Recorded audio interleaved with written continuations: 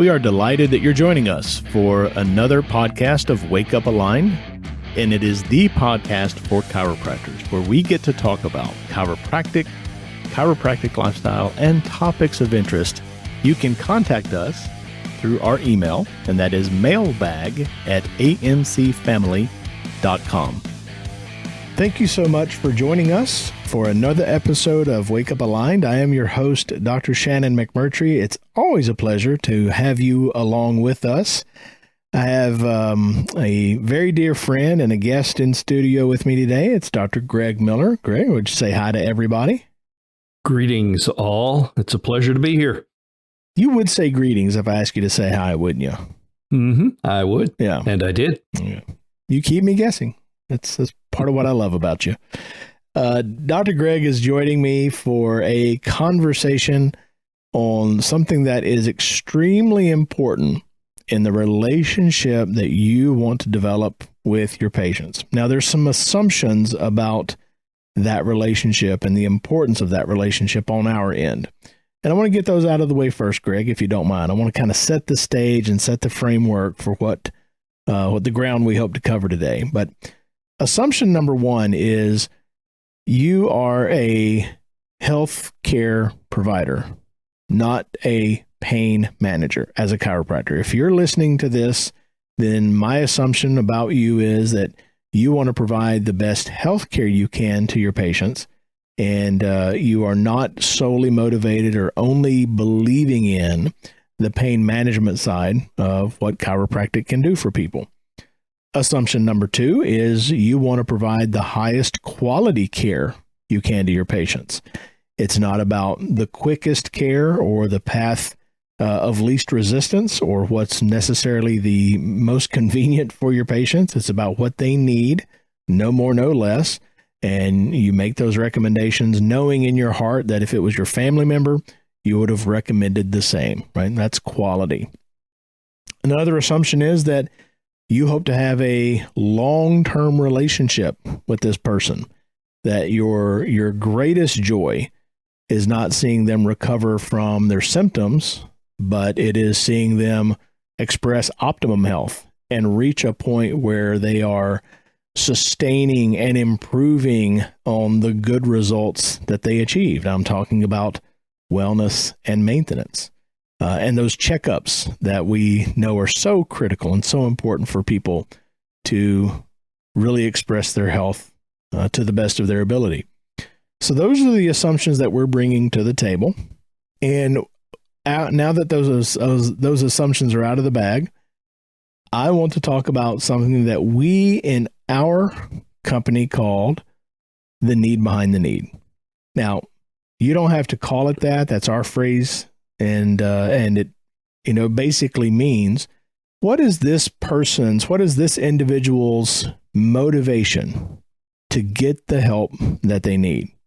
And if you don't understand that, that there is a person sitting across from you with a problem, and that problem is in some cases not the motivator, that there is a motivator that goes much deeper and much broader and maybe even much scarier than the problem itself, then you're missing the boat.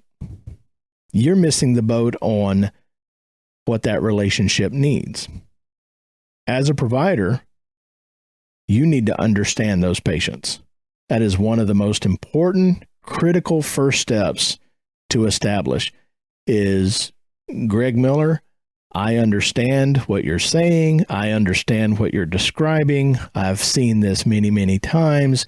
We've gotten great results. I understand why you're concerned about it. I understand what you're worried about. See, when Greg is affirmed that I understand him, his situation, his problems, his concerns, he can trust in me more. He trusts that I am the right person for him. And I need to understand him. Here's what's great, Dr. Greg, here's what's great about the chiropractor. Once the chiropractor realizes how serious this issue is and the consequences that this person is facing in the future, the more profound those consequences are, the harder the chiropractor works. Isn't that true? I mean, you've had them in your office. Yeah, you've had them in your office just as much as I have, but the people who are suicidal, the marriages that are about to crumble, the folks who have been here and there and had this surgery and that procedure and whatever, and now they've been brushed aside like yesterday's garbage, and nobody else is willing to do anything for them. We bust our rear end for those people. It's super important.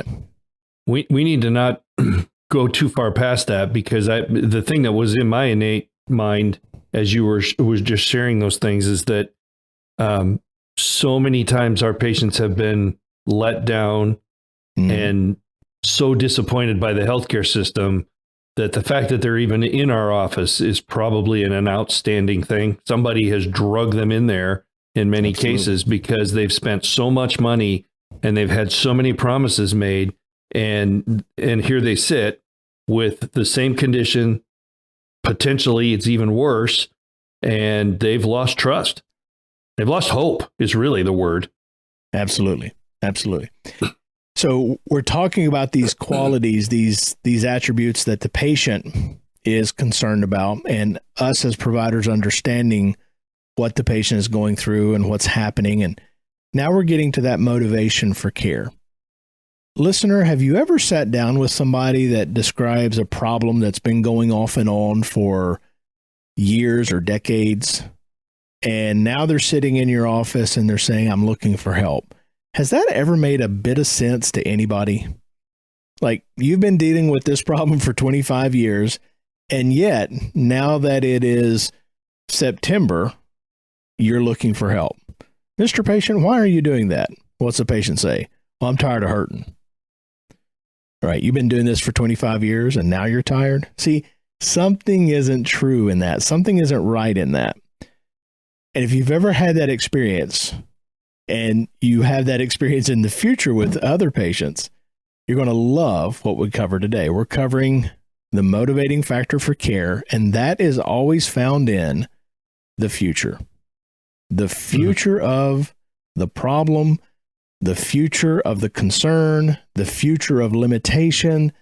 It's what this patient is imagining their future to be. That's where their commitment is. That's where their value is. That's where their concern is. That's where the relative cost is for this patient, right?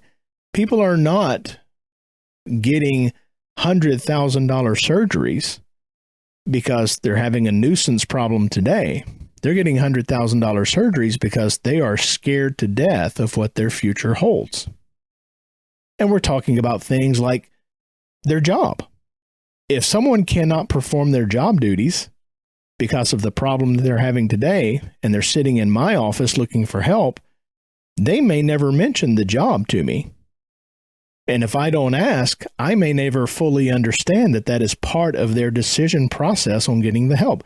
Dr. Greg, I spoke with a doctor recently who had an airline pilot with headaches, migraines, and they were so prevalent, so persistent, that this pilot was in danger of losing his pilot's position. He was going to be let go from a major carrier. Now, I don't know what a pilot makes, but I suspect it's a pretty good chunk of money. So this chiropractor that's working with this pilot's issues, yeah, you want to adjust the subluxation. You want to help them with the symptoms. But this pilot has a job that's in jeopardy as well. You see Medicare folks with independence, right? They want to make sure that they can take care of themselves, not be a burden on others. The point is, listener, that the future of the problem is as important for you to know and understand as the problem is today. And Dr. Greg is a great walking, talking example of that. Dr. Greg, you had a unexpected collision with another person years ago, right? Mm-hmm. And that collision set you on a completely different path that you had been on previously. If you don't mind, walk our listeners through that event and what came of that. Sure. So 2014, I believe it was, I don't even remember. I thought I would never forget that date, but I think it was early December in 2014. I was coming home from the office over lunch, and I stopped at a stop sign in the car, or a stoplight, and the college student that was driving behind me on her phone texting did not stop.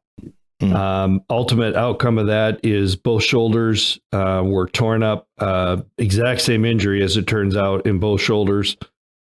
First surgery was in February, 6 months later, second surgery.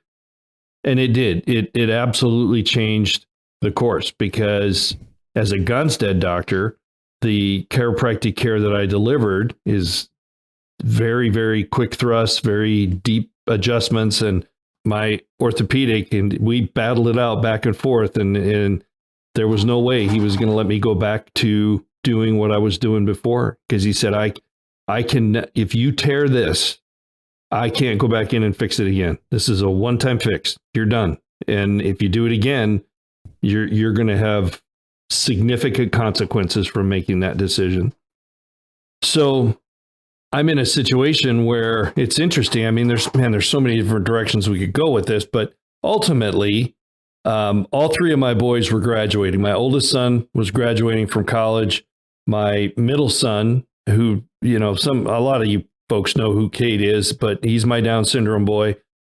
He was actually graduating from high school. And then my younger son was graduating from high school. So we were it's just interesting how God times things, when you step back and look at it. But they were all moving into a different, time in their lives. So we ended up having this opportunity to leave what we thought was going to be our forever home in Nebraska and move from Nebraska to Florida and become more involved with this AMC now aligned opportunity. And we did that. Been here now for just about 7 full years. We've been here, which is crazy to think, but it's easy to talk about that and the mechanics of that, and ending up here and doing the mentoring thing, and now doing the referral thing, and all the different bits and pieces that I'm involved with to fill my day. What's not easy to talk about is how so dramatically changing who I thought I was, which is a healer, a chiropractor. Man, McMurtry, I was good at it. I really was. You were. And I couldn't conceive of the thought that would go away from me, that I wouldn't be able to do that all day long like I used to, and love it. Like, I was talking to a doc just earlier today about how much he would do chiropractic for free if he could, and how much my spirit was fed when I helped a patient work through a health situation, or when I picked up on something that other medical providers didn't, or when I'm having a conversation with somebody and I'm like, oh my gosh, this is exactly what we do. And we know we have had tremendous success with these migraine headaches, and just all of those things, the rug was just pulled out from under you because I wasn't doing that anymore. Right. So here you are, listeners. Let's go back in time with Dr. Greg. Here you are, you're driving your vehicle, your truck that particular day.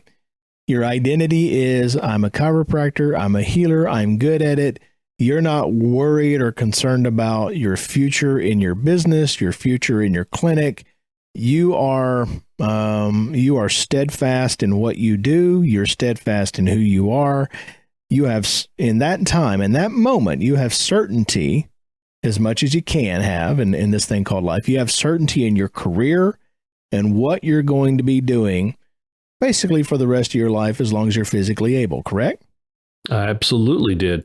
Oh, right. The thought never crossed my mind that I wouldn't be right there in Kearney, Nebraska, serving as a chiropractor until I retired, whatever that looked like. So the accident happens, boom, microsecond. Don't know if you had pain or not. Sometimes people, the adrenaline is pumping right then, so they don't even feel bad in the moment. As soon as you collected your wits about you after the accident, were you in a lot of pain? Do you remember a lot of pain in your shoulders? You know, I've talked about this to my wife before. I said, I just immediately went into doctor mode, and I went back to find out if the gal that hit me was okay. I didn't even think about myself. I never stopped for a second to think. I didn't really have a lot of discomfort until later that night because I was trying to figure out if she was okay. All right, very good. So you went into doctor mode, you went into Good Samaritan mode, you checked on her, she's at fault, but in that moment, you default to who you are, which is a healer, a helper, whatever. Adrenaline's pumping, you're not aware of your own physical condition or problems. And you said as the day went on or as it went into the night, then you started to hurt, correct? Yeah. Yep. All right. So if you're like everybody else, you do some things to try to alleviate the pain, ice, heat, NSAIDs, whatever it may be, chiropractic tends. You started working on the pain of the shoulders. I'm assuming both of them were hurting equally, correct? They were both hurting. Yeah. Mm-hmm. Yeah. At some point, Dr. Greg, that shoulder pain developed. And at some point, you started to think about, what if I can't adjust anymore? I don't know when it happened, but that conversation happened inside of your head, inside of your spirit, inside of your heart. Do you remember when that happened? Do you remember the first time you thought, if my shoulders are screwed up, I may not be able to practice anymore?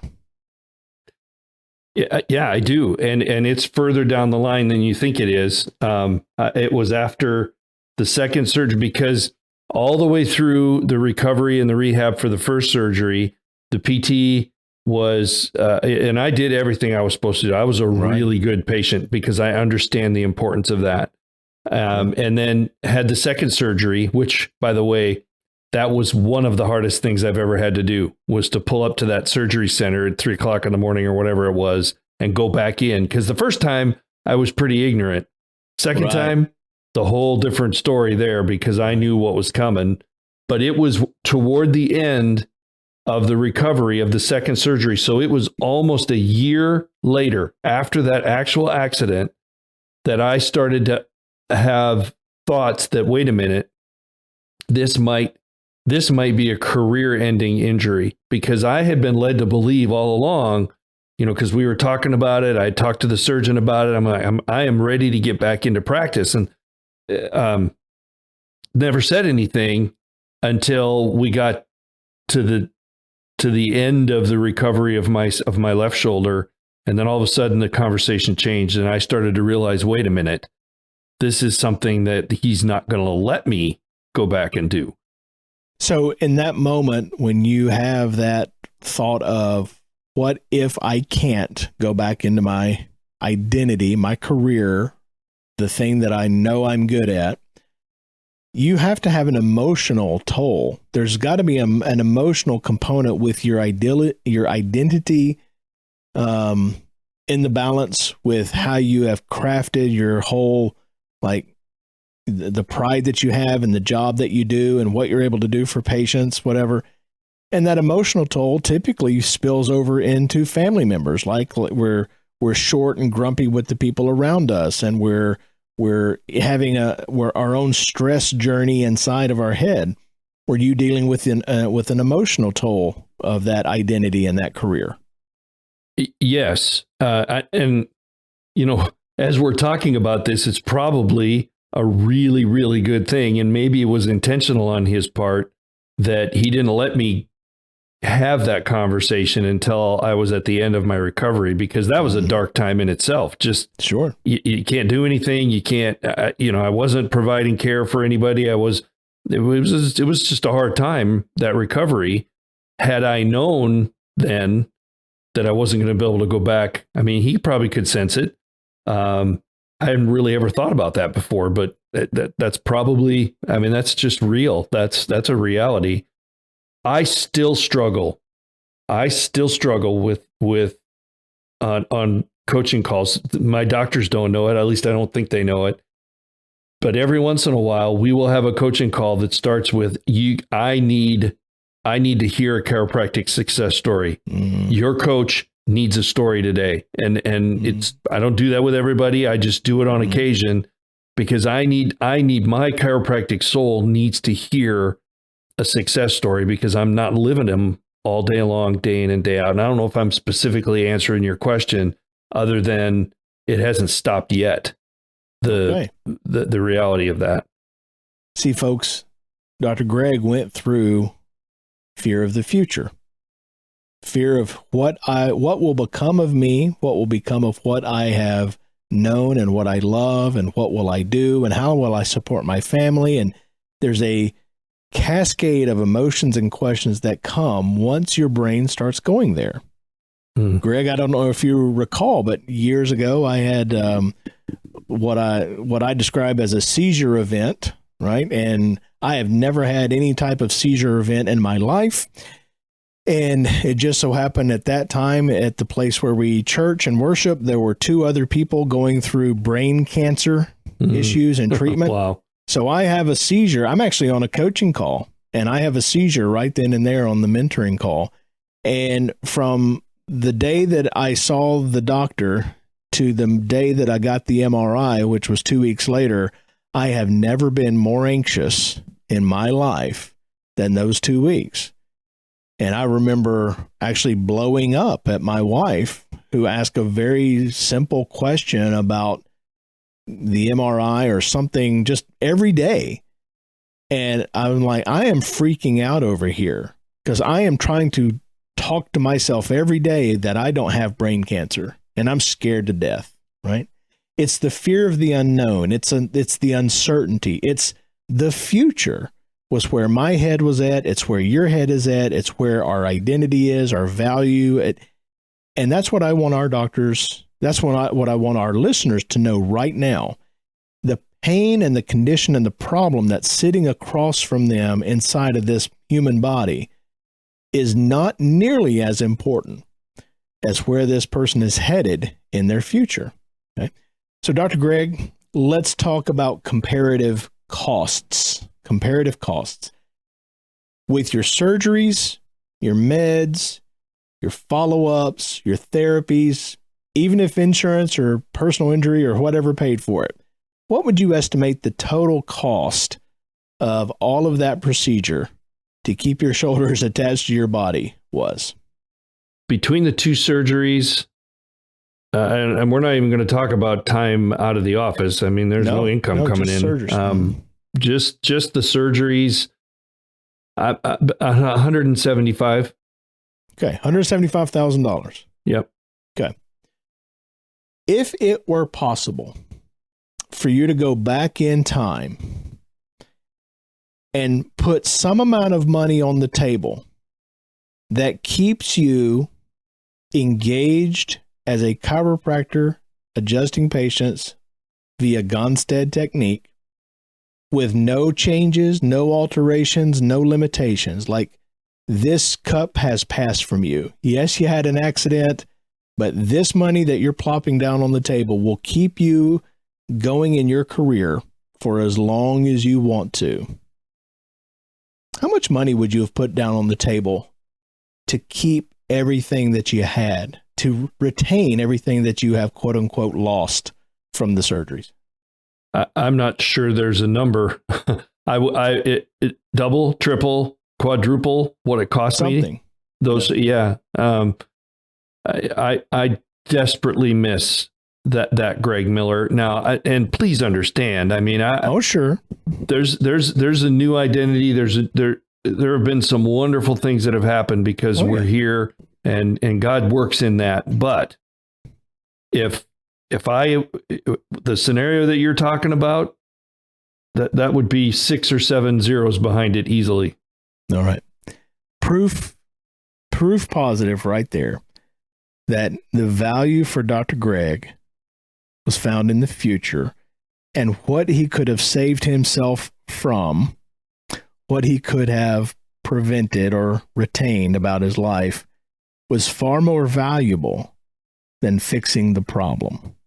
And it is true for him. It's true for me when I was having my seizure event and had all that uncertainty. By the way, for those of you who are interested, I did have an MRI on my brain. Yes, I do have a brain, and there are no masses or lesions, but some people are actually surprised to hear that I do have a functioning brain up there. And this is true for every patient that sits down in a chiropractor's office. The nature of your position as a chiropractor is, by far, most of the patients that sit down in your office asking for help have already crafted a future version of themselves that they're trying desperately to avoid. They might pay you $500 to fix their migraines. They might pay you $5,000 to fix their sciatica, but they would pay you exponentially more to give them certainty of their future and stay engaged with their life, their family, their hobbies, their work, all those things that they wrap up as identity for themselves.